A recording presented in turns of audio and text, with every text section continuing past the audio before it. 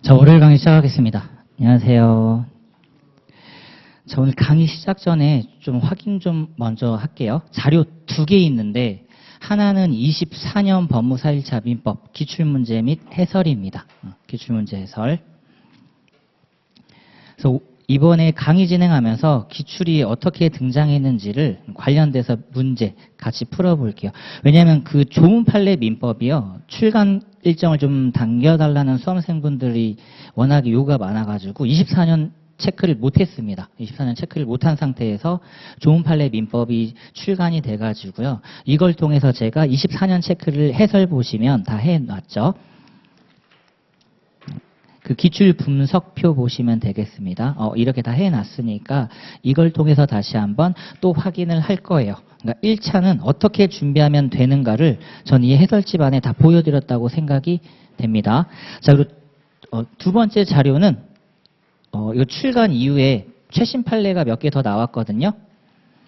이것도 수험생분들이 추록 형식으로 좀 내달라는 얘기가 많아가지고 이거 출간 이후 7월 8월 최신 판례 자료입니다. 그렇죠? 이거 제가 단면으로 부탁을 드렸어요. 단면으로. 전 A4가 싫어서 B5로 받은 거고요. 우리 수험생분들은 크게 보시라고 A4로 드린 것 같습니다. 단면으로 페이지 설정을 다 해놨거든요. 집에 가셔서 요거 그대로 옮기셔가지고 교재에 살짝쿵 붙여놓으시면 될 것 같습니다. 이거 따로 가지고 다니면 또 번거로우니까 박스를 오리셔가지고 붙이시면 될 것 같아요. 저도 붙여놨거든요. 엊그저께 그걸 해놨기 때문에. 그래서 이렇게 두 가지를 확인하시면 될 것 같고요. 자, 그리고 이제 강의 계획서를 같이 보실 건데 사실 별건 없습니다. 제가 설명회 때도 참석을 좀 최대한 자제하려고 하는 게 제가 가지고 있는 생각들이 다른 분들과 좀 배치될 수가 있어서 그래요. 어떤 의미냐면 전 1차는 1차고 2차는 2차라고 생각하는 사람 중에 하나입니다. 2차 같은 1차 그런 거 없어요. 그렇죠? 1차를 합격하셔야 2차를 볼 수 있단 말이에요. 3인분 같은 2인분을 시켰어요. 2인분이 나옵니까? 3인분이 나옵니까? 당연히 2인분이 나오죠. 근데 2인분이 많이 나왔어요. 그걸 3인분이라고 할 수 있어요? 아니죠. 당연히 2인분 가격을 결제합니다.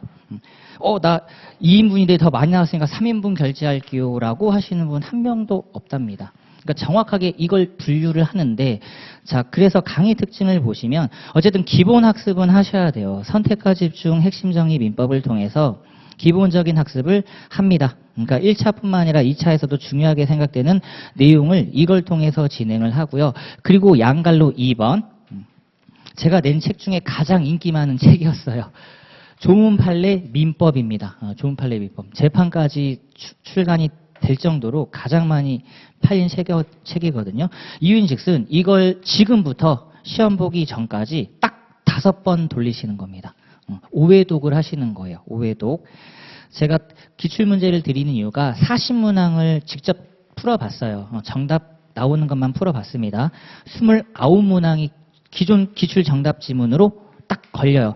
그러면 내가 이제 기출을 어디까지 풀 것이냐, 이게 관건입니다. 그렇죠. 이게 관건인데 변호사 시험 당연히 풀어보실 거고 법원행시 풀어보실 거고 그리고 법무사 이렇게 세 가지를 풀어보실 거예요. 문제는 이제 거기에 어떤 걸 더 추가하느냐. 가장 유사한 법원 승진이라든지 법원 사무관을 추가하시면 되겠죠. 그렇다면 5종을 풀어보시는 거예요. 그렇다면 이 5종을 이렇게 얘기할 수도 있죠. 학생들아, 이 진도별 강의가 끝나면 객관식 기출문제를 풀어보는 게 좋단다 라고 얘기하시는 분도 있을 수 있고, 그렇다면 그건 우리 수험생분들이 푸셔야 돼요. 푸셔야 돼요. 저는 그게 싫었다라는 겁니다. 수험생한테 뭔가 맡기면 잘 안 하시더라고요. 제가 2차까지 해보고 특별지도반까지 괜히 한 이유가 아니에요. 무조건 앉혀놓고 이거 오늘 10개 다 풀어 이렇게 얘기를 해야 돼요. 그러면 아예 조문 판례 민법으로 다 보여드리는 거죠.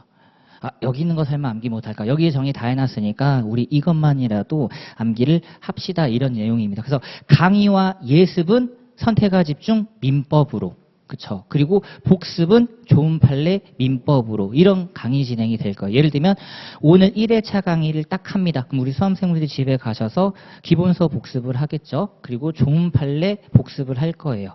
그리고 이제 내일에는 내용의 예습을 할 겁니다. 그리고 이제 다시 다음날 오후에 저를 만나서 조문 판례 민법으로 저랑 또 함께 복습을 하는 거죠. 그러면서 중요도가 어떤 건지 여러분들의 예복습, 나의 강의와 예습 이게 계속해서 누적되는 거예요. 누적되는 겁니다. 그래서 가장 많이 볼 수 있는 건 이 좋은 판례 기본 강의에서 최소 2번 정도를 보실 수 있다라는 거죠. 그건 이제 우리 수험생분들의 재량입니다. 내가 과연 기본 강의 33회를 진행하는 동안 조판집을 어느 정도 돌릴 것이냐. 그게 좀 승부처가 되고요. 그 다음에 기본서를 통한 기본 학습은 제가 끊임없이 해드릴 거니까 너무 걱정하지 마시길 바라겠습니다. 그래서 우리는 정확하게 쪼개는 거예요. 1차 학습은 1차 중심, 그리고 전반적인 민법 학습은 기본서 학습으로 들어가신다라는 겁니다. 그리고 이게 좀 단점이 너무 빨리 시작된다라는 거예요. 예를 들면 지난주에 시험을 봤는데 일주일간 그 어떤 것도 없어요. 타 영역은 조금 비교를 하자면 타 영역은 중간에 텀을 줍니다. 1개월 텀을 줘요. 1개월 텀을 주면서 거기서 강사님들 입장에서 혹시라도 입문 강의라든지 기본 학습을 하실 수 있도록 좀 배려를 하는데 법무사는 이건 알아주셔야 됩니다. 왜 그게 쉽지 않냐면 과목이 많아요. 1차 과목이 많기 때문에 기간이 짧다라는 거죠. 기간이 짧기 때문에 빨리 시작할 수밖에 없어요. 그러니까 입문 강의를 할 텀이 없다라는 거죠. 그러니까 기본 강의가 상대적으로 길어요. 상대적으로 길습니다. 그러니까 기본 강의니까 말이 기본 강의인데 사실 집중 강의라고 보시면 됩니다. 기본 집중이 합쳐진 거라는 거죠. 합쳐진 거. 그걸 잘 생각해 주시면 좋을 것 같고, 그래서 저는 타 영역에서 공통되는 강의를 그냥 다 찍어버려요. 예를 들면 민법 체계 잡기. 이미 작년에 찍어둔 게 있습니다. 들으신 분도 있을 수 있고요. 그리고 요건사실론이라고 하는 거 분명 설명에 참가하시면서 어떤 강사님들이 내지는 다른 강사님들이 요건사실론에 근거해서 학습을 하겠다. 그건 조금 과한 공부라는 게 제 개인적인 생각이라는 겁니다. 그래서 저는 그걸 아예 별도 입문 강좌로 찍어버렸죠. 그러니까 그걸 이제 수강할지 말지는 우리 수험생들 재량인데 지금 시간이 없잖아요. 이거 들으시면서 그것까지 들을 시간이 없죠. 그리고 민법을 학습하다 보면 자연스럽게 어떤 게 청구근거고 자연스럽게 어떤 게 항변근거인지를 쌓이게 됩니다. 2차 오셔서 잊어버리지만 않으시면 돼요. 2차 오셔서 제가 툭 던졌을 때 이거 1차 때 공부했던 건데 기억이 나십니까? 라고 했을 때 기억이 안 나는 게 당연하죠. 기억이 안 나는 게 당연합니다. 근데 딱 여기까지요. 들어본 적은 있는 것 같다. 거기까지입니다. 그래서 리셋 버튼이 다시 눌러져요. 그러니까 걱정하지 마시고 차근차근 해 나가시는 겁니다. 자, 그럼 기본서 보기 전에 이거는 꼭 설명을 드릴게요. 지금 우리가 하는 게 법이란 말이에요. 그리고 저랑 하는 게 민법인데 법이라는 걸 크게 나눈다면 이건 그냥 들으세요. 그냥 편하게 들으세요. 법이라는 걸 좀 더 크게 나눠보면 국제법이라는 게 있습니다. 헌법 시간에 공부를 하실 거예요. 이재영 선생님 맞나요? 이재영 선생님이랑 헌법 시간에 국제법이랑 조약이랑 공부하실 거고 저랑은 국내법으로 들어옵니다. 지금 우리 여기죠. 대한민국 국내법이요. 그렇다면 지금 현재 우리네 법률 관계를 규율하는 그걸 사법이라고 하고요. 아니다. 공적 관계를 규율하겠다. 그게 공법입니다. 공법. 이거는 대부분 이제 2차 쪽에 많이 있고 부동산 등기법이라든지 민사집행법 이것도 어찌 보면은 국가기관이 직접 토지 관할을 하기 때문에 공법일 수 있어요. 그건 저랑 공부 안 합니다. 안 해요. 그리고 사법도 일반 사법이 있어요. 바로 지금 우리네 규율하는 겁니다. 근데 그거 말고 특별사법이란 게 있습니다. 이건 우리 수험생분들이 지금 합격의 법학원이라고 하는 영리법인 회사랑 계약을 체결하신 거예요. 그렇죠? 상인 집단이 등장하고 회사 집단이 등장하죠. 그걸 문승진 선생님이랑 상법으로 하시면 됩니다. 그리고 저랑 이걸 해요.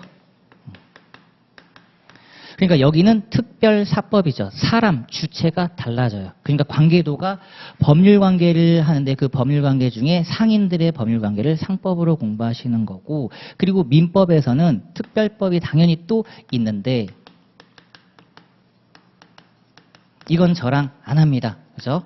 가족관계 등록법은 저랑 안 해요. 근데 친족 상속법은 저랑 해요. 친족 상속법은 저랑 하는데 친속 상속법을 구체적으로 규율하는 가족관계 등록법은 또 저랑 안 해요. 안 해요. 그래서 지금 민사법만 해도 과목이 벌써 이렇게 파생이 되죠. 거기 부등법이 등장한단 말이죠. 공부할 게 상당히 많습니다. 지금이 기회예요. 도망갈 거면 지금 도망가셔야 돼요. 어느 정도 발을 담고 도망가면 안 됩니다. 이미 늪에 빠져 있는 상태거든요. 그러니까 늪에 빠지는 건 우리가 자연스럽게 받아들이되 최대한 덜 빠지면서 최대한 힘들지 않게 빠지는 거예요. 그러면 지금부터 체력 안배도 잘 하셔야 됩니다. 왜냐하면 1회차, 2회차, 3회차 가장 힘든 3일 구간입니다. 의욕적이죠. 지금 우리 수험생들 딱 첫날 여기 오셨단 말이에요. 엄청나게 의욕적인데 집에 가서 막상 예습 복습을 하려고 했더니 할 게 그닥 많지 않아요. 많지 않습니다. 근데 이걸 안 해놓으면 다음 주 다행히 또 추석 연휴죠. 흩어지기 딱 좋단 말이에요. 그렇죠? 그러고 나서 이제 목요일 날 추석 끝나고 저를 만나면 이제 다 리셋 버튼이에요. 그러니까 저는 이 한 주는 그냥 우리 수험생 그냥 편하게 두런두런 얘기 나누고 기본적인 학습을 한다라고 생각하는 겁니다. 추석 끝나고 추석 때 공부해 주시면 좋죠. 해주시면 좋죠. 엄청 길단 말이에요. 일요일, 월요일, 화요일, 수요일 이렇게 4일 있단 말이죠. 제가 만약에 이번 주 토요일 날 6회차에 자 추석 때 어떻게 공부하시는 게 바람직하냐라고 가이드라인을 딱 제시를 해줘요. 그렇죠. 달성 난이도 트리플 S급입니다. 쉽지 않죠. 그래서 가장 하기 좋은 판례 민법을 최소한 2번 정도만 보고 오세요라고 말씀을 드리는 거죠. 6회차 진도라고 해봤자 얼마 되지 않으니까. 그리고 지금 진짜 순수 예를 보는 겁니다. 그럼 성문 민법에서는 어떤 걸 규율하고 있냐면 법률 관계란 걸 규율하는데 첫 번째가 재산 관계라고 하는 거예요. 우리네 관계는 여기죠. 예를 들면 우리 둘은 지금 어떤 관계입니까? 라고 한다 그러면 아무 관계도 아닙니다. 우리 수험생분이 저를 오빠 동생 중현아 이렇게 부르진 않죠. 맞습니다. 그러니까 신분관계는 지금 말씀드렸다시피 친족법, 그쵸? 제 어머니, 제 아이, 그리고 제 와이프, 그리고 아버님이 돌아가셨으니까 상속법. 이거는 일신에 전속한다고 하잖아요. 근데 배워는 두셔야죠. 나중에 어떻게 혼인을 하고 어떻게 약혼을 하고 어떻게 이혼을 할 건지 여기서 다 있으니까. 그리고 나서 구체적으로 상속관계 어떻게 진행할 건지. 근데 요걸 구체적으로 규율하는 법규가 여기에 있다라는 겁니다. 가족관계 등록에 관한 법률이 따로 있다라는 거예요. 그래서 저랑 안 하고요. 자, 그다음에 재산관계 중에서는 지금 또 우리네 관계입니다. 너와 나 사이잖아요. 너와 나 사이. 우린 그걸 채권관계라고 합니다. 빚의 자예요. 나는 빚쟁이다라고 할 때 빚의 자입니다. 그러니까 그 빚을 가지고 있는 분이 권리자, 채권자가 되고 그 빚을 갚아야 되는 분이 채무자가 되는 거죠. 그렇다면 우리 수험생분들은 지금 학원에 권리를 가지고 있는 거예요. 그렇죠? 특정 강의를 요구할 수 있는 권리, 저한테 요구할 수 있는 권리가 아니라는 겁니다. 저한테 요구할 수 있는 권리가 아니죠. 학원에 요구하시는 거예요. 예를 들면 제가 2시에 안 들어왔어요. 2시에 안 들어왔습니다. 그렇다면 학원에 요구하는 거죠. 왜냐하면 전도 학원이라는 계약을 체결했기 때문에 그래요. 이렇게 3면의 계약 관계가 형성되는데 이거 말고 법무사분들은 당연히 중요한 게 요구관이겠죠. 부동산을 전담하시는 분이란 말이죠. 그러니까 물에 관한 권리 관계입니다. 물. 부동산. 물건 들어보셨죠? 물건. 그럼 지금 앉아있는 책상, 동산이라고 하죠. 그리고 책, 동산이라고 하죠. 움직이는 거. 들고 있는 펜, 동산입니다. 그리고 지금 집에 가셨어요. 그렇죠? 그걸 우리는 부동산이라고 합니다. 부동산. 그래서 부동산, 동산, 부동산 중에서도 토지는 이제 부등법이라든지 이쪽에서 조금 더 집중적으로 학습할 거고 민법에서는 물론 토지도 중요한데 사실 건물이 조금 더 중요하다고 보시면 됩니다. 건물 중심의 분쟁이 조금 더 많아요. 조금 더 많아요. 그래서 물권관계, 채권관계라고 하고 얘네들을 아우르는 공통분모가 있어야 되잖아요. 그 공통분모를 합쳐가지고 이름하여 민법 총칙이라고 하겠다. 그래서 처음이 어렵다라는 겁니다. 민법 총칙을 공부하는데 얘네들 이야기가 있다라는 거예요? 없다라는 거예요? 있다라는 거죠. 3일차까지만 그냥 편하게 버텨주셔야 돼요. 3일차까지만. 그러니까 민법 총칙 초반이 어려운 이유입니다. 공부를 안 했는데 계속 등장해요. 그럼 둘 중에 하나겠죠. 이 개념을 지금 여기서 정립하고 갈 거냐. 뒤에서 공부할 거니까 우리 여기서는 그냥 봐라라고 할 거냐. 저는 전자라는 겁니다. 무조건 개념 찍고 가셔야 돼요. 그래서 제가 타 영역에서는 개념 정리 강의를 다 해요. 인문 강의를 다 해요. 제 책 중에 2번째로 잘 나가는 책이 개념정리 민법입니다. 개념정리 민법. 근데 지금 제가 여기 계신 분들한테 개념정리 민법을 한 권씩 선물해 드리겠습니다 하면 안 된단 말이에요. 나중에 또 소문이 돈단 말이야. 그래서 못 드리는 거죠. 개념정리 민법을. 그 강의를 했으면 제가 당연히 제공을 해드릴 건데, 그러니까 개념 정립이 가장 중요하다라는 겁니다. 처음 공부하실 때에는. 왜냐면 법조문이라고 하는 것 여기 있잖아요. 해석법학이에요.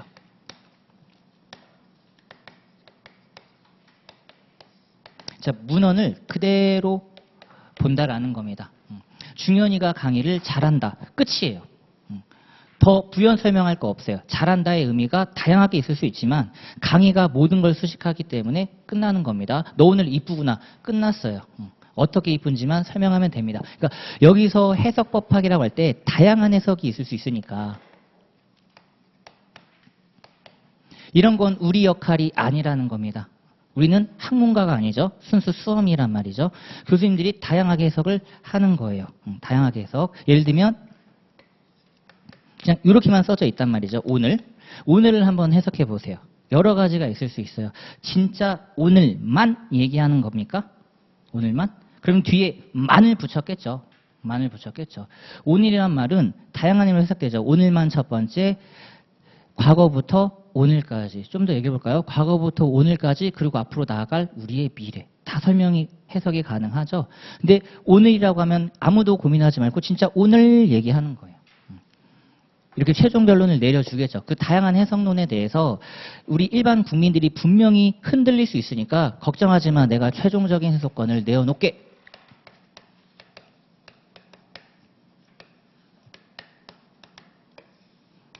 최고 규범 집단에서 해야 되겠죠. 그렇다면 우리 수험생들도 한번 고민해 보세요. 대한민국에서 법을 해석하는 최고 규범 집단이 어디 있어요? 무조건 두 집단밖에 없어요. 첫 번째 헌법재판소, 두 번째 대법원이요. 그럼 우리가 공부하는 건 뭐야? 헌법재판소 결정. 걔네들은 뭘 해석해요? 법률의 위헌 여부를 헌법을 토대로 해석하죠. 그러니까 1차 객관식 헌법에서 헌법재판소 결정, 헌법조문을 공부하는 거예요. 근데 헌법 플러스 혹시라도 국회법이라든지 부속법령이 등장해버리니까 너무 어렵지. 인풋 대비 아웃풋이 너무 갭이 크단 말이에요. 꼴랑 20문항인데 부속법령은 너무나도 많아. 그러니까 통치구조 쪽에 중심적인 조문이 포커스가 맞춰지고 기본권은 판례인 거죠. 그렇다면 우리 민법에서는 고민할 필요가 없잖아요. 조문 하나, 대법원, 판례 둘. 그러면 이런 교재를 만들어야 되지 않을까요? 이런 교재 자랑하려고 하는 게 아니라 그럼 이런 교재를 만들어야죠. 1차 중심에 이런 교재를 만드셔야 된다라는 겁니다. 이걸 우리는 지금부터 그까지 오해독을 돌리시는 거예요. 진짜 정지문으로 만든 겁니다. 일부러. 이것도 또 하나 얘기하자면 저는 OX 지문을 만드는 걸 별로 좋아하지 않아요. 왜냐하면 정지문으로 읽어야 시험장 들어가셔서 어라 이게 느껴져요. 어떤 의미인지 아시겠죠? 나는 정지문으로 10번을 보고 왔는데 그 지문이 나왔는데 뭔가 어색해요. 틀린 거지. 잘못 나온 거지. 그래서 제가 우리 수험생분들을 평소에 이렇게 봤어요. 왼쪽부터 여하구가 여기 앉고 이렇게 앉고 이렇게 앉고 이렇게 앉으셨는데 제가 내일 와서 딱 봤는데 어색해요. 그렇죠? 갑자기 이분이 여기 앉고 저분이 저기 앉습니다. 똑같아요. 민법도 시험장 들어가셨는데 나는 분명 이렇게 내 친구를 데려갔는데 이 친구가 없어. 그럼 걔는 틀린 거지. 내보내야 된다라는 겁니다. 그래서 정지문으로 학습하시는 게 1차 때는 가장 바람직해요. 아무 생각 없이 무조건 그냥 단순 암기를 하시는 게 가장 바람직하다라는 겁니다. OX는 내가 생각해서 풀어봐야 돼.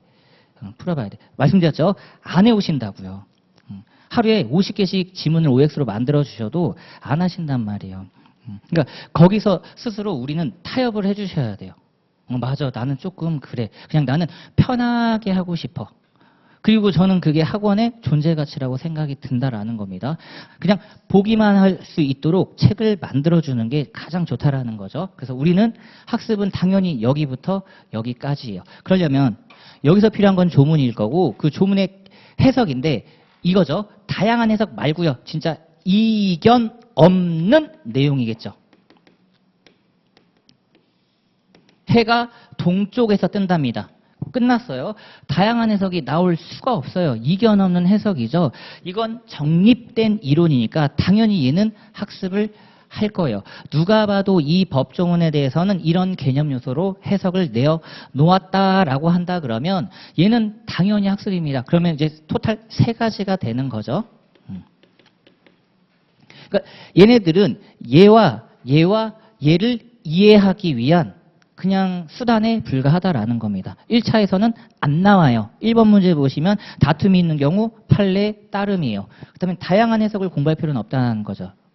이걸로 결론을 내리는 거죠. 그럼 2차도 과연 그런가? 2차 문제는 더 수월하죠. 대놓고 가이드라인이 다툼이 있는 경우 대법원 판례 따르고 판례끼리 혹시라도 견해 대립이 있으면 전원합의체 판결 다수 의견에 따른다. 1차 객관식 같아요. 모습만 바뀐 것 뿐인 겁니다. 얼마나 좋아요.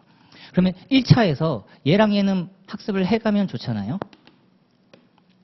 그쵸? 그러니까 이게 좋은 판례 민법으로 끝내겠다라는 거예요. 대신 이제 2차로 넘어오실 때 여기가 리셋 버튼이 눌러진다고요.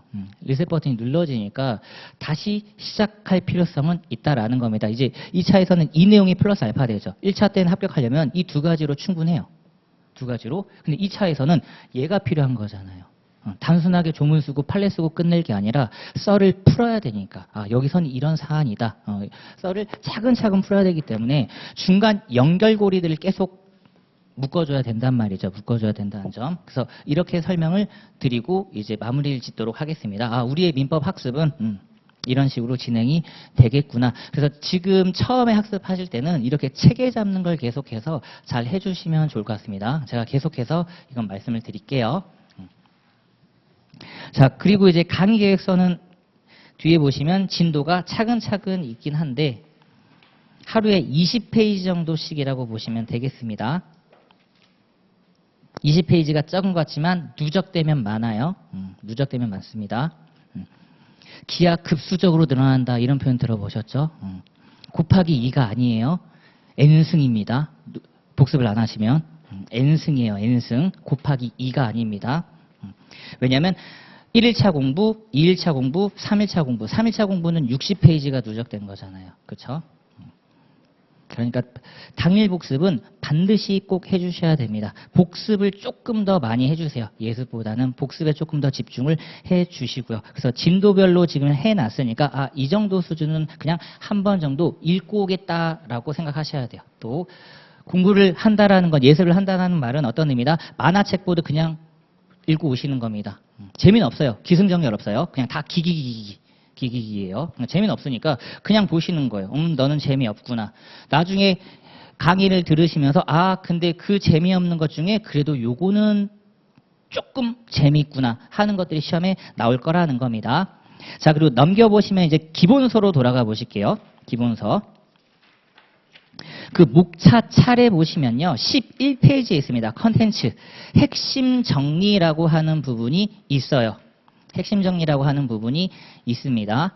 자, 01번 관습법부터 쭉 내려오면 05번 소멸시효 완성까지 여기가 민법 총칙이거든요. 오른쪽에 조금 더 있긴 하지만 26, 27 있지만 소멸시효까지를 우리는 민법 총칙이 규율하고 있다라는 겁니다. 11페이지 XI라고 되어 있는 것. 목차 XI 컨텐츠 앞에 핵심 정리라고 되어 있는 목차거든요. 핵심 정의 01부터 핵심 정의 27까지가 민법 총칙이에요. 상당히 많아 보이죠? 양은 얼마 안 됩니다. 여기서 많이 나와봐야 6, 7개란 말이에요. 그러니까 별표 3개짜리만 1차에서 주구장창 하시면 돼요. 나올 게 나옵니다. 그래서 올해는 02번 여기서 나온 거죠. 그리고 주체 밑에 미성년자 뒤에 법인 여기서 나온 거죠. 비법인. 그리고 저기 가보시면 법률행위 해석론. 그리고 13번에 103조, 14번에 불공정, 17번에 차고, 19번에 대리, 저기 뒤에 24번에 조건기한, 25번에 소멸시효 파트. 이렇게 6문항, 7문항 정도가 출제가 됐습니다. 별거 없죠. 자, 그리고 이제 뒤에 넘겨보시면 파트 01부터 민법 총칙을 들어가요. 모든 내용을 지금 제가 말씀드렸던 아우르는 부분입니다. 여기가 조금 힘드세요.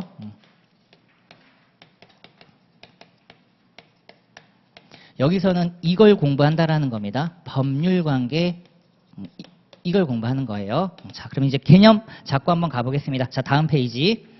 자, 챕터 01번에 민법의 법원과 자, 법률 관계라고 하는 것. 자, 1절. 자, 민법이란 무엇이냐 가번에 민법은 사인의 생활 관계를 규율하는 사법에 속하며 원칙적으로 대등한 관계를 정하는 법이고 국가 등의 아무리 사경제 주체로서 법률관계에 관여한다면 그 법률관계 역시 사법관계로서 사법이 적용됩니다. 즉 국가 등이 사경제 주체 아닌 만약에 공공기관으로서 움직인다 그러면 그걸 우리는 공법관계라고 하고요. 국가 등이 사경제 주체로서 법률관계에 관여하는 경우에는 역시 사법관계입니다. 국가 공공기관이 건물 산단 말이죠. 내지는 책걸상을 산단 말이죠. 그건 사법관계 매매로 규율이 되는 거고 양갈로 나번에 제목만 보세요. 우리는 일반 법입니다. 특별법은 상법으로 공부하시고요. 대신 실체법으로서의 민법 개념은 봐두세요. 실체법.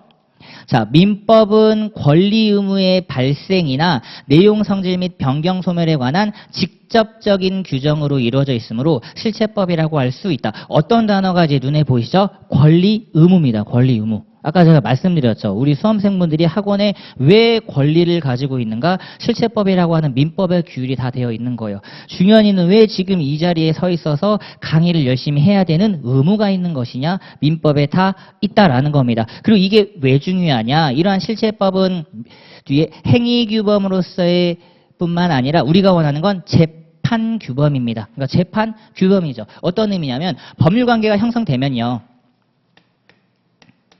여기에 대해서 반드시 분쟁이란 걸 입법자들은 생각한 거예요. 분쟁이라고 하는 건 별거 없습니다. 제가 진짜 여기서 지금 강의 찍고 있는데 안 하고 그냥 나가요. 이것 자체가 이미 분쟁이라는 겁니다. 왜? 중현이가 의무를 이행하지 않겠다라는 거야. 자, 그렇다면 이 분쟁이 있을 때 해결을 해야 되는데 입법자들이 마련을 해줬다라는 겁니다. 해결 법규가 있다라는 거예요. 그걸 우리는 법원이라고 합니다. 자, 밑에 내용 한번 볼게요. 제1조 민사에 관하여 끊고 민사가 바로 분쟁, 우리네 분쟁입니다. 공사라고 안 돼 있죠? 민사입니다. 자, 법률의 규정이 없으면 끊고요. 법률입니다. 당연히 민법이 규율되겠죠. 민법의 규정이 없으면 관습법에 의하고 끊고 근데 관습법 너마저 없으면 조리에 의한다. 순서가 어떻게 해야 된다? 법률 우선 적용시켜보고 법률 없으면 관습법, 관습법 없으면 조리. 순서가 친절하게 나열되어 있습니다.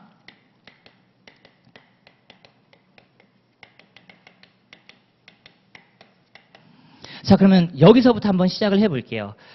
조문해석 법학이라 그랬죠. 해석 법학이요. 법률이란 뭘까요? 고민도 하지 마시고 우리 지금 민법이에요. 그러니까 얘는 충분히 주변 지인분들끼리 얘기할 수 있어요. 민법이지. 근데 이제 얘는 다릅니다. 관습법이란 뭘까요? 라고 하면 이거는 암기해야 되는 거예요. 조리란 뭘까요? 대답 못하죠.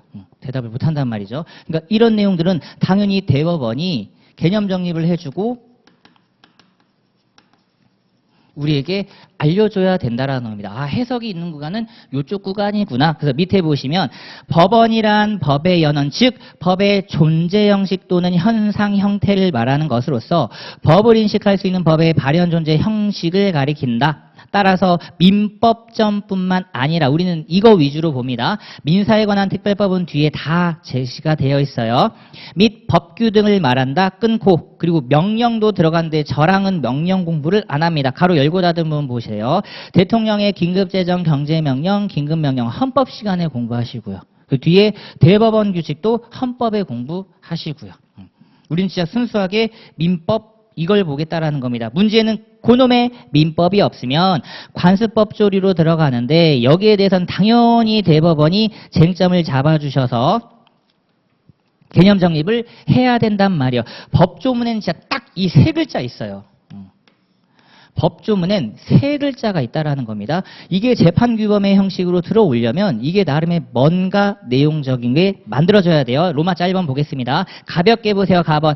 관습법이란 사회 거듭된 관행으로 생성한 사회생활규범이 사회법적 확신과 인식에 의하여 법적 규범으로 승인 강행되기에 이른 것을 말한다. 그러한 관습법은 법원으로서 법령에 저촉되지 아니하는 한 법칙으로서의 효력이 있는 것이고 또 사회에 거듭된 관행으로 생성한 어떤 사회생활 규범이 법적 규범으로 승인되기에 이르렀다고 하기 위하여는 자 이제 끊으셔야 돼요. 어떤 단어가 여기선 중요했냐면 이 단어입니다. 이 단어 법적인 확신. 그래야지 법적 규범을 주겠대요. 조금 다른 얘기를 하면요. 법률은 여기서 만든단 말이에요. 그렇죠? 국회에서 만든단 말이죠. 국민주권주의예요. 민의라고 하죠. 우리가 대의제를 통해서 뽑아둔 국회의원들이 법률을 만들어요. 그러니까 이건 우리가 만든 거야. 근데 얘는요. 법률의 규정이 없다니까요. 법률의 규정이 없으니까 이게 우리 대한민국 국민으로 재판 규범이 들어오려면 당연히 우리 대한민국 국민의 이런 민의 같은 단어가 필요하단 말이에요. 국민적 컨센서스 같은 게 또 필요하단 말이죠. 그걸 대법원이 이렇게 얘기해 주는 거예요.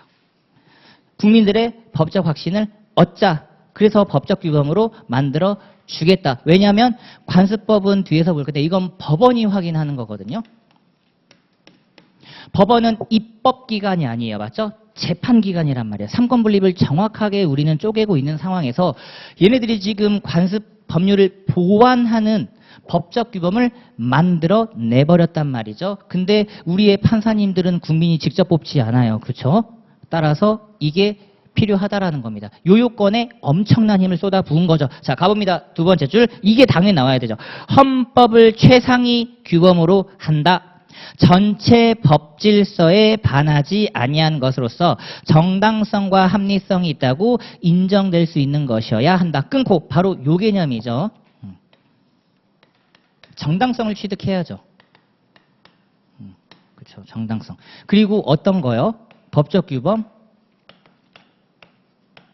헌법 시간에 공부할 거예요. 민주주의, 합법성은요, 법치주의. 이 두 가지가 헌법을 아우른다라고 생각하시면 되겠습니다. 마저 읽어볼게요. 자, 로마자 2번입니다. 사회에 거듭된 관행으로 생성된 사회생활 규범이 관습법으로 승인되었다 하더라도 사회 구성원들이 그러한 관행의 법적 구속력에 대하여 확신을 갖지 않게 되었다거나 뭐가 무너졌답니까? 얘가 무너졌잖아요. 그쵸? 얘가 무너졌고요. 뒤에 사회 구성원들이 그러한 관행의 법적 구속력에 대하여 확신을 갖지 않게 되었다거나 사회를 지배하는 기본적 이념이나 요건 헌법 시간에 다 공부하실 거예요. 기본적 이념이나 사회질서 변화로 인하여 그러한 관습법을 적용할 시점에 전체 법질서에 부합하지 않게 되었다면 관습법은 더 이상 법적 규범으로서의 효력이 부정될 수밖에 없다라는 겁니다. 그래서 두 가지만 기억을 해두시는 게 좋아요. 두 번째 줄에 헌법을 최상위 규범으로 한다. 전체 법질서에 부합한다. 딱 이렇게 두 가지 정도만 1차에서는 알아두셔도 충분합니다. 이거 무너지면 안 된다라는 거예요. 당연히 명문의 규정에 없지만 법률 하위란 말이에요. 법률도 헌법에 저촉되면 안 되는데 한낱 관습법이 헌법에 저촉된다고요? 말도 안 되는 소리. 말도 안 되는 소리. 당연히 헌법을 최상규범으로 해서 전체 법질서에 반하지 아니하는 것. 그렇다면 이런 게 만약에 헌법에 위반됐고 전체 법질서에 반한다고 한다 그러면 관습법은 이제는 부정이 되는 겁니다. 그렇죠? 자, 그리고 양으로 4번. 일반적으로 법령 같은 효력을 갖는 관습법은 당사자의 주장 증명을 기다림 없이 자, 법원이 직권으로 이를 확정. 요거 추가 밑줄을 하겠습니다. 법원이 직권으로 이를 확정해요. 그러니까 얘네들이 결정을 하는 거예요. 왜냐하면 분쟁이란 게 올라왔는데 법률을 적용하려고 했더니 지금 법률이 안 계시단 말이에요. 국회라고 하는 입법기관이 법률 흠결인 거죠. 그렇기 때문에 이제 이쪽으로 나와서 어떻게든 법원이라고 하는 곳은 해결을 해줘야 된단 말이죠. 그래서 관습법이 혹시라도 있는가 열심히 조사를 하시는 거죠. 얘네들이. 그러니까 법원이 확인하는 거기 때문에 어떻다? 법원 입장에서는 입법을 거의 대체한단 말이에요. 조심스러울 수밖에 없겠죠. 계속 보겠습니다. 두 번째 줄. 법원이 직권으로 이를 확정해야 한다. 그러나 법원이 관습법의 존재 자체에 확신을 얻지 못하였다면 결국 당사자들이 주장 증명하여야 할 것이다. 그래서 효력은 성문법과의 관계에서 조문에서 이미 결론이 내려졌습니다. 자, 왼쪽에 제1조를 다시 한번 읽어보세요. 이 페이지에. 성문법과의 관계는 법률과의 관계래요. 그죠? 법률과의 관계.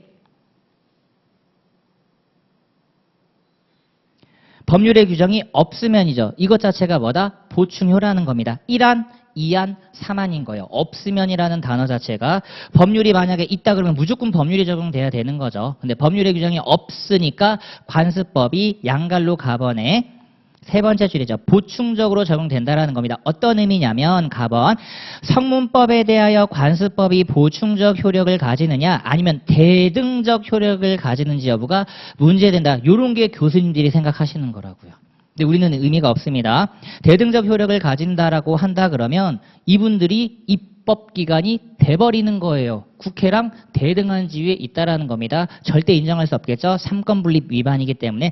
따라서 제1조 규정을 근거로 판단할 때 관습법은 법률 내지 성문법의 규정이 없는 경우에만 보충적으로 적용된다고 할 것이며 판례도 보충적 효력설의 입장이라 해서 양글로 나번은 저랑 가볍게 그냥 눈으로만 보세요. 현재는 장자 폐기된 사안이기 때문에 예전에 이런 판례가 있었어요. 가정을에 관한 법률에 따라 제정된 가정을의 준칙 제13조는 사망자의 배우자와 직계비속이 상제가 되고 끊고 제사 지내시는 분 상제 배우자랑 직계비속이 함께 상제가 되고 주상은 사극 많이 보셨죠? 주상, 그 주상이에요. 제사를 주재하시는 분입니다. 임금 생각하시면 돼요. 임금, 주상 맞죠? 종료사직을 받드시는 분, 주상. 주상은 장자가 되나 장자가 없는 경우에는 장손이 된다고 정하고 있으므로 지금은 이거 의미가 없습니다. 이 판례 내용을 보는 이유는 뒤에 원심 인정하는 관습이 관습법이라는 취지라면 바로 이 단어를 알려드리기 위함이에요. 이건 지금도 통용되고 있습니다. 관습법의 제정법에 대한 여루적, 보충적 성격 요것만 기억하시면 돼요. 이걸 이해시켜드리기 위해서 장남 장손 판례를 쓴 것뿐입니다. 지금은 장남 장손 무너졌어요. 걱정하지 마세요. 뒤에 판례 체크를 해놨습니다. 그래서 밑에 사실인 관습과의 비교를 한번 봐주시고요. 이건 뒤에서도 다시 한번 공부를 하겠습니다. 왜냐하면 자 넘겨보시면 자 박스 2번에 자 로마자 2번 판례의 자 2번입니다. 2번. 그러니까 제사죄자 결정이 이미 판례가 예전부터 끊임없이 얘기를 했다라는 거예요. 그러면 우리 1번 종중헌 자격부터 한번 가볼게요. 그러니까 이런 느낌입니다. 이제 맛만 한번 볼게요.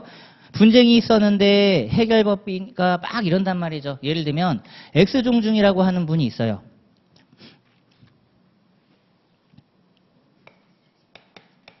X라고 하는 종중이 있습니다. 종중의 재산이 너무 많아요. 진짜 많습니다. 이거 한번 처분하면 억대가 아니에요. 수십억 대입니다. 한 30억 정도가 나와요. 근데 종원이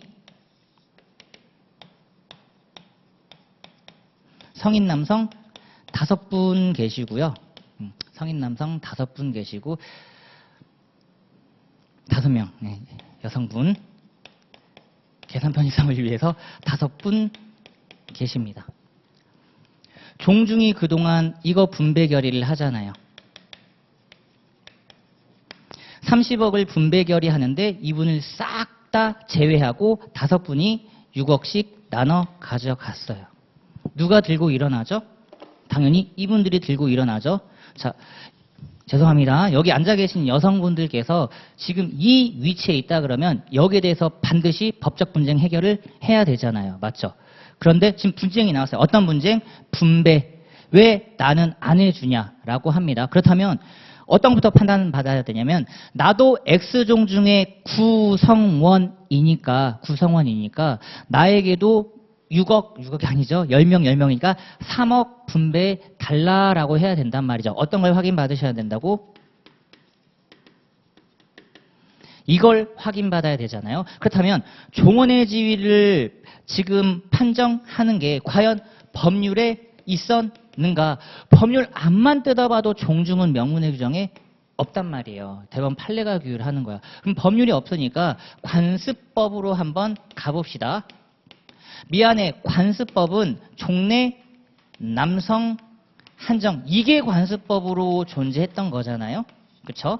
그러니까 이분들한테만 분배가 됐다라는 거잖아요. 그러니까 어떤 것부터 깨야 돼? 얘부터 깨야 된단 말이에요. 이걸 빨리 없애야 돼. 그래야지 요 사안에서 남성관습법을 부정시킬 수 있단 말이에요. 자, 그러면 지금 공부한 거 얘가 헌법에 부합됩니까? 어때요? 헌법에 부합되지 않죠. 이거는 지나가는 어린이 잡고 야 요즘 남성이랑 여성이랑 어때? 대등하죠. 헌법 제11조입니다. 평등이죠. 이미 헌법에 부합하지 않다라는 거예요. 그리고 지금 일반 사회관념이 어떻다? 그치. 남녀는 대등한 지위에 있지. 헌법 11조 조문을 한번 펼쳐보시면 성별, 종교 이런 것들로 쭉 차별하지 말라고 되어 있단 말이에요. 사회적 신분 이런 걸로 차별하지 말라고 대놓고 돼 있어요. 근데 관건은 여기까지는 알겠는데 그러면 여성도 종중의 구성원이야? 그건 또 없다라는 겁니다. 이건 또 없다라는 거예요. 이게 관습법으론 없다라는 겁니다. 그래서 어떻게 온 거예요? 여기까지 온 거죠. 그러니까 조리까지 법적 규범이 딱 온 세트 객관식으로 내기 딱 좋잖아요. 여성 종원에 관해서는 관습법입니까? 조리입니까? 조리예요.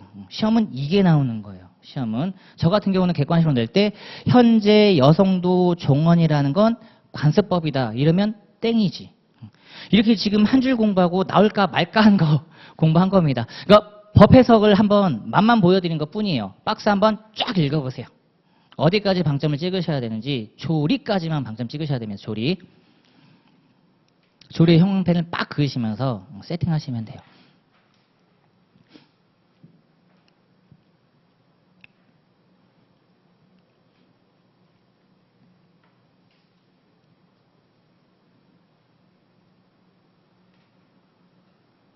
엄청 유명한 판례 사안입니다. 종원 지위 싸움이에요. 종원 지위 싸움. 그래서 그 문장이 세팅이 된 거예요. 남녀 불문 성인이라면입니다. 성인. 첫 번째를 확인할까요? 공동선조의 후손 중 성년 남자 이건 이제 안 됐고 자 밑에서 두 번째를 확인합니다. 공동선조와 성가본을 같이 한 후손은 성별의 구별 없이 성년 형광펜이요. 성년이어야 합니다. 미성년자는 안 돼요. 성년 되기까지 기다리셔야 돼요. 지금 만 18세다. 조금 기다려. 너 만 19세 되면 당연 구성원 된다. 뒤에 당연 구성원이 된다고 보는 것이 조리에 합당합니다. 그랬더니 2번의 별표 2개입니다. 제사주자의 결정. 올해 객관식 안 나왔어요. 압도적으로 출제될 거라고 얘기했는데 안 나왔습니다. 그럼 내년에 무조건 나오는 거죠. 얘도 똑같은 로직책을 한번 가볼까요? 그동안 낭성 중심의 사고가 되게 많았다라는 겁니다. 예를 들면 피상속인이라고 하는 거예요. 저로 예시를 들어볼까요? 아버님이 돌아가십니다. 그러면 제사 지내는 제사용 재산이 있어요. 제사용 재산이 있습니다. 저 같은 경우는 이제 군대 제대하고 아버님 따라서 고향 땅에 가가지고 우리 조상님들 묘가 이렇게 묻혀져 있다. 분묘죠, 분묘. 그럼 그 분묘 주위에 나무들이 막 심어져 있단 말이에요. 이런 거 벌목하면 안 된단 말이에요. 왜냐? 벌목하는 순간 비 와서 얘네 쑥 흩어내려면 어떡해? 안 되겠죠. 그래서 분묘가 있는데 우리 민법은 이거를 누구한테 주냐면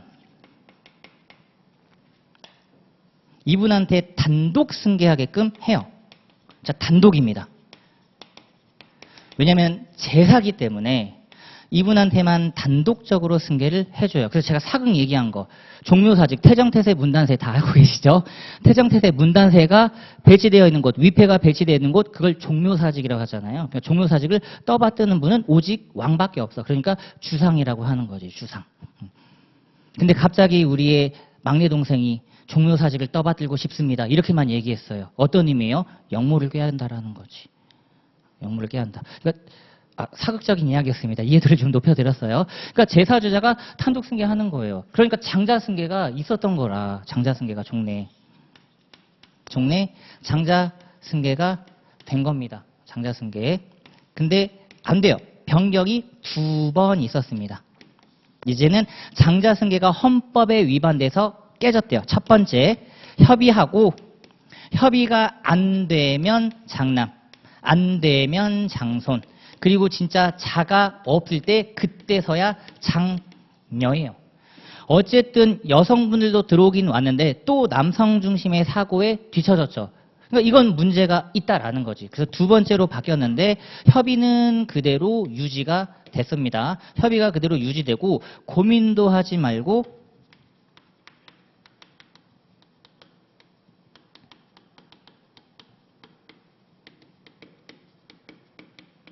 장유유서로 가버린 거예요.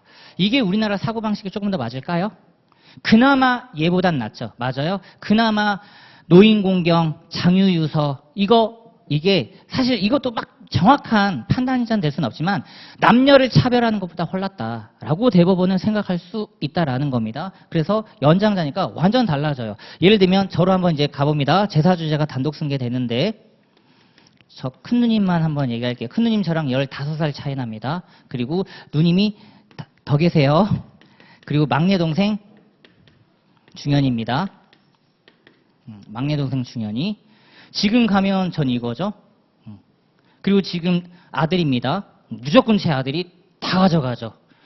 누님들의 조카 못 건드려요. 못 건드려요. 그리고 첫 번째 변경 판례 이때 아버님이 돌아가셨거든요. 협의로 정했어요. 누님들이 중현아 네가 제사 주관할 거지? 걱정하지 마. 내가 할게. 통과.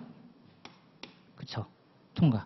저는 첫 번째 판례로도 이미 협의를 했습니다. 누님들이랑. 그래서 제가 제사를 지내고 있고 다음 주에 당연히 제가 제사를 지내죠. 이제 두 번째 바뀐 거 여기에요. 만약에 이사녀였다 그러면 누님들이 반대를 한 거죠. 중현이 너 그동안 맨날 놀기만 하고 오락실 가서 펌프만 하고 막 공부는 하나도 안 했다. 도저히 너한테는 아버님의 제사를 맡길 수가 없겠다라고 해서 누님들이 5분이 다 반대해요. 내 편은 아무도 없는 거지. 협의가 안 돼버립니다. 누구라고요? 저보다 15살 많은 최근 친해 직계비속인 큰 누님이 제사주자가 돼버리는 겁니다. 이렇게 바뀌어버린 거죠. 제 아들 집 못 가요. 아들. 자, 읽어보겠습니다. 자, 동그라미 1번. 종래 판례가 어떤지만 봐주세요. 자, 2008년 전원합의체 판결은 제사주제자는 우선적으로 망인의 공동상속인들 사이에 협의에 의해 정하되 협의가 이루어지지 않은 경우 제사주자의 지위를 유지할 수 없는 특별한 사정이 있지 않은 한 망인의 장남, 가로 열고 닫은 부분, 장남이 이미 사망한 경우엔 장손자가 제사주자가 되고 공동상속인들 중 아들이 없는 경우라야 그때서야 장녀가 옵니다.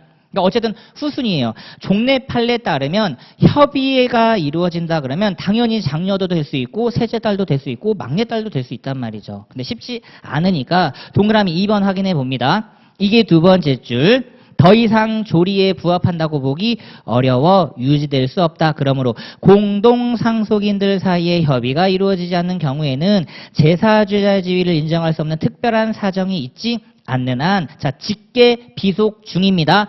아래로 가셔야 돼요. 아래가 코비자를 써서 아래로 가셔야 됩니다. 아래로. 저 어머님 뺐죠? 배우자 뺐고 아래로 가셔야 됩니다. 직계 비속 중 남녀 뒤에 요거의 형광펜을 딱 해주세요. 문제가 됐던 거. 적설을 불문. 적자, 서자, 불문. 적자, 서자, 불문. 홍길동 생각하시면 됩니다. 서자. 이건 뒤에 다시 한번 설명을 드릴게요. 인지 파트에서 다시 한번 설명을 드리겠습니다. 요게 지금 문제가 됐던 거예요. 남녀 불문까지만 얘기해 주셔도 좋았는데 적서 불문까지 들어간 겁니다. 적서 불문. 혼외자라고 하거든요. 혼외자. 만약에 제가 혼외자예요. 예를 들면 장녀가 혼외자입니다. 그래도 최근 친의 직계 비속인 거죠. 갑니다. 가요. 왜 문제되는지 아시겠죠? 혼외자와 적자가 싸운 거예요. 중현이는 적자니까 당연히 종래 판례대로 제가 다 가져가겠습니다. 이랬고 혼외자인 우리 큰누님은 그쵸? 야, 뭔 소리 하고 있어. 내가 그동안 부모님 다 모셨고 너는 맨날 오락실에 놀기만 했잖니. 그러니까 이분 입장에서 제가 얼마나 괘씸해요. 올라갈만 하지. 그래서 적서 나왔다 이겁니다. 혼외자, 적자와 서자 개념이에요. 최근 친의 연장자의 형광펜을 하나 빡 하시면 되겠습니다. 그리고 이제 제가 말씀드린 요거 한번 얘기해 볼게요. 재사용 재산 뒤에 세 번째 줄이야. 민법 1008조의 3은 재사용 재산의 특수성을 고려하여 재사용 재산을 유지 보존하고 그 승계에 관한 법률 관계를 간명하게 처리하기 위하여 일반 상속 재산과 별도로 특 특별 승계 규정을 두고 있다라는 겁니다. 즉 돌아가신 아버님의 재산 중에서도 제사용 재산만은 이거예요.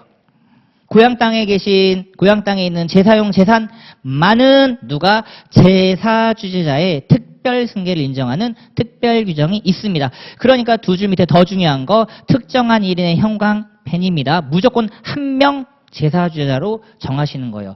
이미 또 제사 주재자를 여러 명 정해버리면 밑에 서로 망인의 유체에 대한 권리를 주장하는 경우 공동의 제사 주재자를 인정하는 것은 분쟁 해결에 도움이 되지 않습니다. 오히려 분쟁 방조죠. 대법원 입장에서는 신속하게 해결하려고 한 명으로 끝내야 되는데 또 두 명을 결정해줘. 근데 그 둘의 의사가 맞지 않아.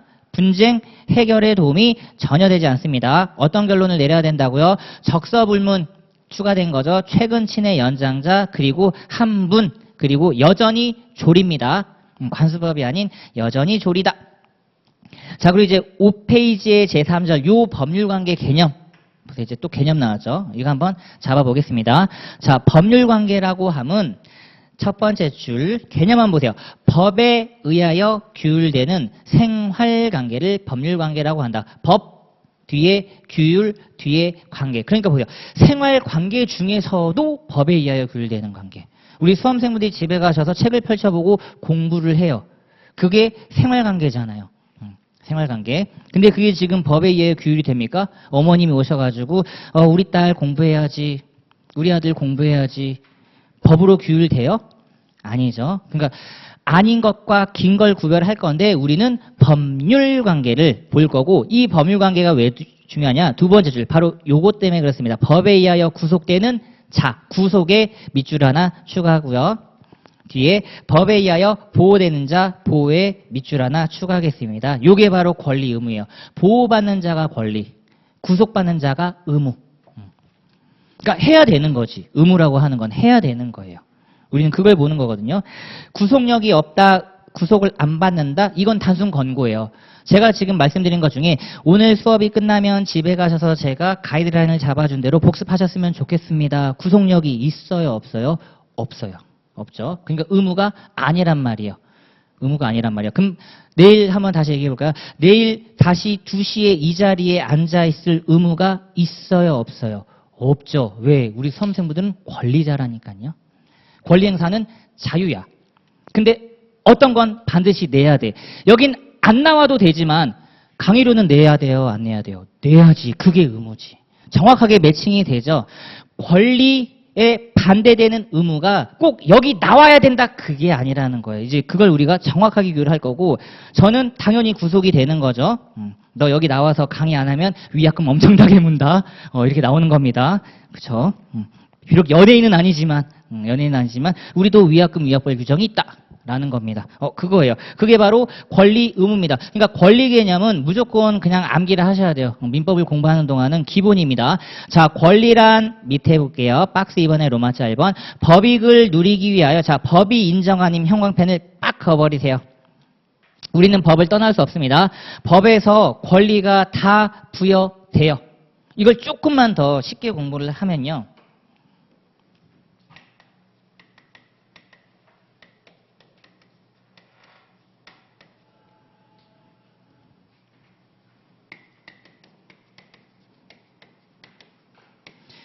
자, 근데 그게 헌법에 있답니다. 헌법에 규정된 인간의 권리래요. 그래서 이걸 우리는 기본 중의 기본이라고 해서 기본권이라고 하는 거고. 이건 헌법 시간에 공부하시고요. 헌법 시간에 공부하시고 저랑은 무수히 많은 법률에서 인정한 힘. 이게 권리. 이게 권리. 조금 하위 개념이죠. 큰 개념. 보세요. 인간의 권리. 인간 개념을 쓰잖아요. 인간. 바꿔 말하면 국민이지. 국민 개념은 헌법에서 쓰시는 거고 우리 민법으로 들어오면 그냥 시민, 사람 이런 개념을 쓴다라는 겁니다. 자, 그리고 로마자 1번 대리권 등과 같이 일정한 법률 행위할 수 있는 자격 느낌이 다르죠. 얘는 권한입니다. 권리가 아니에요. 대리 권리가 아니라 대리 권한입니다. 대리 권한. 나 대신 좀 해줘. 로마자 1번 그리고 소유권 지금 우리 수험생분들이 가지고 있는 펜, 책 사용할 수 있죠. 수익 보죠. 다시 처분할 수도 있죠. 그렇죠. 대팔 수도 있어요. 이 강의가 마음에 안 든다. 다시 되파시면 됩니다. 자, 그리고 밑에 권리의 세부적인 내용 이걸 두고 권능이라고 합니다. 느낌이 다르죠? 사용 권리가 아니라 사용 권능. 수익 권능. 처분 권능. 그리고 로마자 3번 지상권 등과 같이 어떤 법률행위 또는 사실행위 하는 것을 정당화하는 원인을 권원이라고 합니다. 자, 그러면 질문 하나만 던져볼게요. 우리 수험생분들이 지금 이 자리에 앉아있는 것 자체는 법률행위예요? 사실행위예요? 사실행위라고 하는 거예요. 앉아있다라는 사실이라고 하지 앉아있는 법률행위라고 안 해요. 맞죠? 앉아있다는 그냥 사실이야. 서있다 사실에 불과하죠. 사실. 근데 제가 여기 서 있을 수 있는 이유, 우리 수험생분들이 앉아 있을 수 있는 이유, 그걸 정당화시켜주는 걸 권원이라고 합니다. 그렇다면 이 권원이 과연 뭘까요?를 다시 거슬러 올라가 보면 우리 수험생분들이 권리가 있다라는 거지. 앉아 있다 이꼬르 점유권이란 게 있다. 그죠? 점. 많이 들어보셨죠? 점. 지도 보면 위에서부터 항상 내려오잖아요. 위에서부터 쭉 내려와서 점을 찍어버리죠. 점. 그거 할 때 점입니다. 그게 있대요. 점유권이라고 하는 겁니다. 점유권. 그거 말고도 학원과의 계약 통해서 정당한 권한이 있다. 신청 이런 것들. 자, 로마자 2번 의무 개념 간단하게 봅니다. 의무란 일정한 행위를 하여야 할 저 자기 의무 또는 하지 말아야 할 우리 수험생분들이 제가 강의하는데 집중할 수 있도록 떠들지 마셔야 되는 의무 이런 것들. 그게 법에 있으면 진짜 의무인 거예요. 근데 법률 규정 암만 찾아봐도 우리 수험생분들이 떠들 의무, 떠들지 않을 의무 이런 건 없다라는 겁니다. 항상 어떤 걸 베이스로 잡으셔야 된다고요? 법을 베이스로 잡아주셔야 되는 거예요. 법을. 법에 하시라, 법에 하지 마시라. 분리수거 해야 되잖아요. 다 법에 있는 거죠. 그 얘기입니다. 즉 권리와 의무는 서로 대응하는 것이 보통이다. 이와 구별되어야 할 것이 지금 제가 말씀드린 간접 의무 책무입니다. 이를 위반한 경우 일정한 불이익을 입지만 강제하거나 손해배상 청구할 수 없다. 떠들지 마세요. 떠들지 마세요. 근데 우리 선생님 막 떠들어요. 그렇죠? 불이익을 있게 할 수는 있지. 내보내. 내보내. 근데 그걸 이유로 손해배상 청구까지 들어가는 건 좀 무리가 있다라는 겁니다. 그걸 두고 간접 의무, 책무라고 하고요. 상법에서 살짝 공부해요. 우리는 어디까지만 끝낸다? 권리, 의무까지만 공부를 끝낸다라는 겁니다. 그리고 넘겨보시면 여기부터가 이제 중요한 제목 보세요. 권리 행사의 자유와 한계입니다. 잠깐 쉬었다가 이 부분부터 다시 천천히 보도록 할게요.